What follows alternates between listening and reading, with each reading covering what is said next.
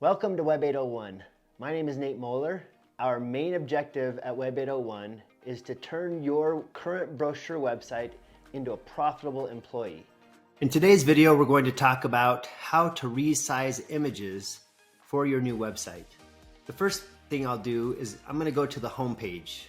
So I'm going to click on Edit, then I'll go to the Hero section, and this is the default image we use just to get started. What I need to know first is what size the image is. So I'm going to click on this little edit icon, pencil, and I'll notice that 1, it's a JPEG image, 2, it's 2560 wide by 1707 high. I'll also just take note that the size is 297 kilobytes. That's small, that's pretty good.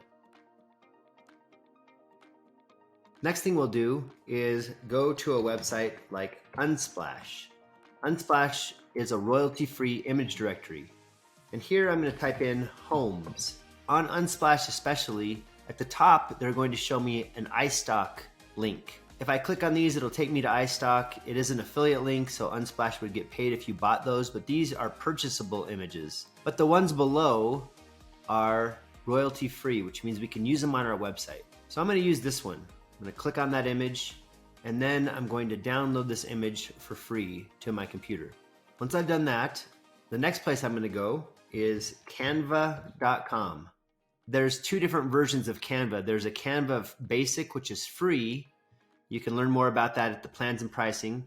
Or there's a Canva Pro or a Canva Enterprise. I'm using the Canva Pro version, but the free version will do what you need for the most part. I'm going to click on Create a Design. And then I'm going to go down here to Custom Size, and I'm going to type in 2560. So then I'll type in 1707, and that's pixels. And then I'll click Create Design. Then it gives me a blank screen. The next thing I'm going to do is click on Upload over here, and I'm going to upload media. And it's going to pop up on my screen. It's going to pop up with the downloads folder, and I'll just open the image that I want.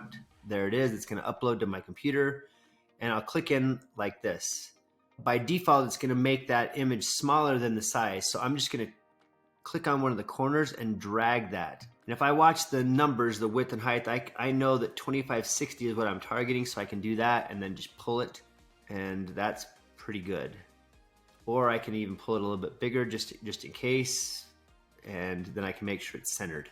There it is. I've resized that image. Next thing I'll do is go up here to the top, and I'm going to call it my name. So I'm going to say Moeller Rentals Home, and then just for ease, I'm going to say 2560 by 1707.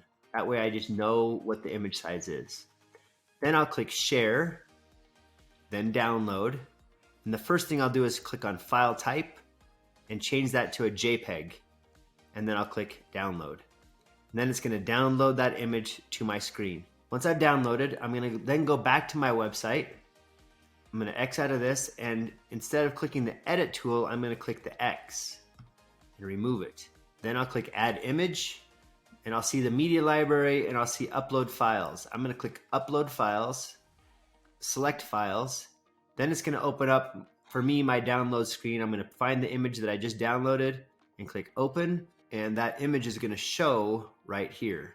And as I look over here, there's the JPEG, there's the size, 2560 by 1707, 990 kilobytes, that's good. And I click Select, then it shows up there, and I click Update. Now, when I go to View Page, there's the new picture. That's what it looks like. And that is how you resize images for your website. It can be done the same way on all the different pages. I could change all of these different images to whatever I want. I can use Unsplash. The other tool that I recommend is called Pexels. It's also royalty free. I type in real estate here. It'll show me images. This one does not show the iStock photos, so this one just shows me all the images. And I could use any of these for my website. The type of images I'm usually looking for are going to be horizontal images that are like this, not the vertical images. I could use these, but if I save this, I'm probably only going to be able to use a small portion of the image. It won't expand the way I want it to. If you have any questions about this, you can leave it in the comments below, and I wish you the best in your website process.